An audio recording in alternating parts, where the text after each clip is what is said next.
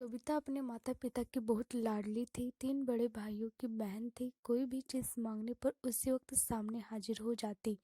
पूरे घर में रौब था उसका। पूरे परिवार और नौकरों पर राजकुमारी की तरह हुक्म चलाती थी कविता। स्कूल में भी पूरा रौब था उसका। बड़े घर की लाडली जो थी वह।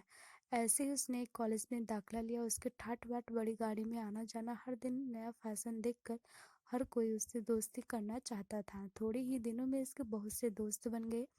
पूरे कॉलेज में उसकी अपनी अलग ही पहचान थी। इन दिनों उसके घर एक रिश्ता आया। खानदानी लोग थे और पापा की पुरानी जान पहचान थी उनके साथ। कविता के साथ कोई जबरदस्ती नहीं थी, पर कविता ने फिर भी हाँ कर दी, क्योंकि वह अपने परिवार से बहुत प्यार करती थी। वह जानती थी कि वह लोग उसका अच्छा ही सोचेंगे।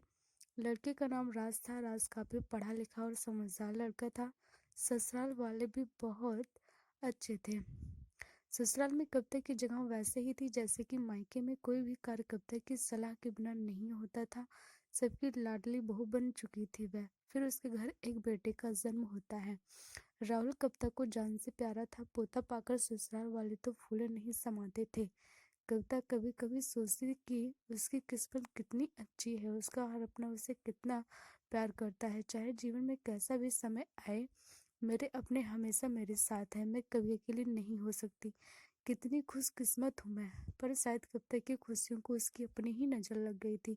एक दिन वह मायके जाने की जिद कर बैठी। राज को बहुत काम था, लेकिन वह फिर भी उसे ले गया। रास्ते में उसकी गाड़ी अन्य गाड़ी से टकरा गई। कविता, राज और राहुल बुरी तरह से जख्मी हो गए। काफी दिनों की इलाज के बाद राज और राहुल तो ठीक हो गए, लेकिन कविता पूरी तरह से ठीक ना हो सकी। क्यों? सर पर चोट लगने के कारण वो अपनी आंखों की रोशनी खो बैठी। अब कविता की किस्मत जैसे उल्टे पांव चलने लगी। मायके वाले कुछ दिनों तक उसे मिलने आते रहे, फिर कभी कभार फोन करके ही पूछ लेते कि अब कैसी हो। धीरे धीरे ये सिलसिला भी कम हो गया। ससुराल वालों की सहानुभूति भी कम होने लगी। घर में किसी को पास बैठने के लिए कहती तो जवाब मिलता, बहुत काम है, अब तुम भी हाथ नहीं बटा सकती। राज भी चिड़चिड़ा हो गया था। बस राहुल ही था उसके साथ, जिसके साथ हंसते खेलते उसका वक्त गुजरता। एक दिन कविता के हाथ से कुछ सामान गिर गया, जिसकी वजह से राहुल को हल्की सी चोट लग गई थी। कविता की सास ससुर ने राहुल को उससे अलग कर दिया कि कहीं उसके न देखने की वजह से बच्चे का कोई नुकसान न हो जाए। कविता अंदर से टूट चुकी थी। एक दिन उसने सबके सामने मायके जाने की इच्छा रखी तो उसे तुरंत मायके छोड़ आया, जैसे कि वह यही चाहता था। लेकिन राहुल को उसके साथ नहीं भेजा गया। कविता कभी राहुल से दूर नहीं रहती थी, पर अपनी कमी के कारण उसने ज्यादा बहस नहीं की। कविता को लगा कि वह 3-4 दिन वहां रहेगी तो थोड़ा हवा पानी बदल जाएगा, क्योंकि वह कितने दिनों से कहीं बाहर नहीं गई थी। घर वाले भी इतने दिनों बाद उसे देखकर कितने खुश होंगे। कविता के घर पर पहुंचने पर सब लोग बहुत खुश हुए। खाने में सब कुछ कविता की पसंद का ही बना था। उसने अपने मम्मी पापा और भाभी भाइयों से दिल खोलकर बातें की। उनके छोटे छोटे बच्चे भी बुआ के साथ घुल मिल गए थे। रात को सोने के वक्त जब वह कपड़े बदलने लगी तो उसे पता चला कि उसका बैग तो भरा हुआ है। वह सब समझ गई। वह बहुत उदास हो गई।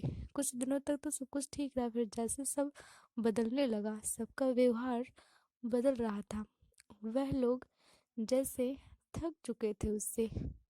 सब लोग घुमा फिराकर पूछने लगे कि राज कब आ रहा है उसे ले जाने।